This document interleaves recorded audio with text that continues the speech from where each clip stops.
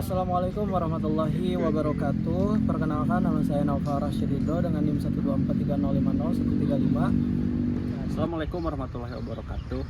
Nama saya Daryl Afif dengan NIM 12430501110. Dan pada kesempatan kali ini saya bersama rekan saya akan membahas materi mengenai tahapan gugat cerai di pengadilan agama beserta problematika yang sering terjadi di dalam praktiknya. Nah, teman-teman, perceraian ini merupakan salah satu perkara yang paling sering diajukan di peradilan agama di Indonesia. Secara hukum, perceraian bagi pasangan muslim menjadi kewenangan absolut peradilan agama sebagaimana diatur dalam Undang-Undang Nomor 7 Tahun 1989 tentang peradilan agama yang telah diubah dengan Undang-Undang Nomor 3 Tahun 2006 dan Undang-Undang Nomor 50 Tahun 2009. Gugat cerai sendiri adalah perceraian yang diajukan oleh pihak istri kepada suami melalui pengadilan. Hal ini berbeda dengan cerai talak, di mana pihak suami yang mengajukan permohonan perceraian. Tahapan gugat cerai pada dasarnya dimulai dari pendaftaran gugatan.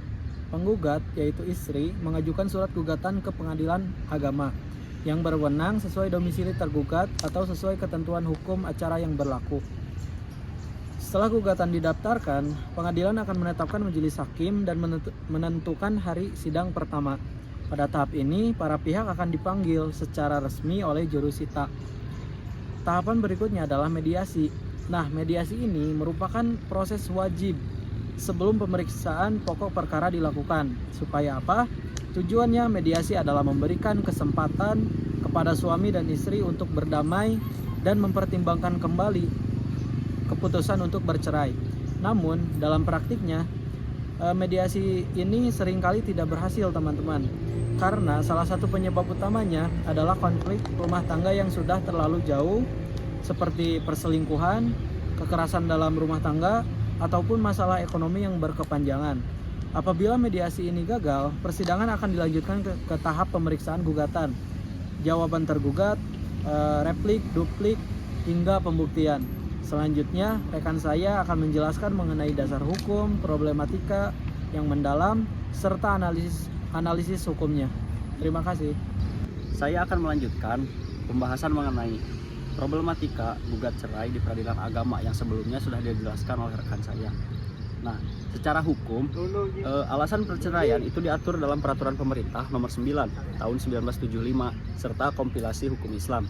Nah, yang menjelaskan bahwa perceraian dapat terjadi karena berbagai alasan, seperti perselisihan terus-menerus, salah satu pihak meninggalkan pasangannya, kekerasan, ataupun pelanggaran terhadap kewajiban dalam rumah tangga. Problematika yang sering muncul dalam perkara gugat cerai itu salah satunya adalah pembuktian. Tidak semua alasan perceraian itu mudah dibuktikan di persidangan. Misalnya kekerasan verbal atau penelantaran ekonomi yang sering sulit dibuktikan dengan alat bukti yang kuat. Nah, selain itu terdapat persoalan mengenai hak-hak pasca perceraian seperti nafkah iddah, mut'ah, hak asuh anak, pembagian harta bersama, dan tidak jarang setelah putusan cerai dijatuhkan, pihak yang kalah itu tidak menjalankan kewajibannya secara sukarela. Nah, menurut pandangan kami, peradilan agama memiliki peran yang sangat penting, bukan hanya dalam memutus perkara, akan tetapi juga memastikan adanya perlindungan hukum baik bagi para pihak yang dirugikan, terutama perempuan dan anak. Di sisi lain, itu ada dua pandangan terkait tingginya angka perceraian.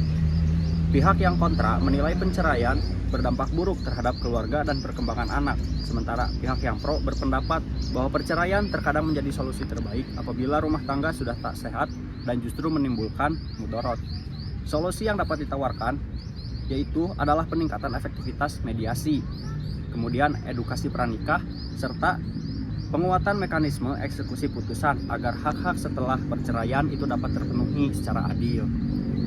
Sebagai penutup, dapat kami simpulkan bahwa proses gugat cerai di peradilan agama itu tidak hanya berbicara soal putusan hubungan perkawinan, tetapi juga menyangkut keadilan, perlindungan hak, dan juga kepastian hukum bagi para pihak. Sekian pembahasan dari kami, kurang lebihnya mohon maaf. Wassalamualaikum warahmatullahi wabarakatuh.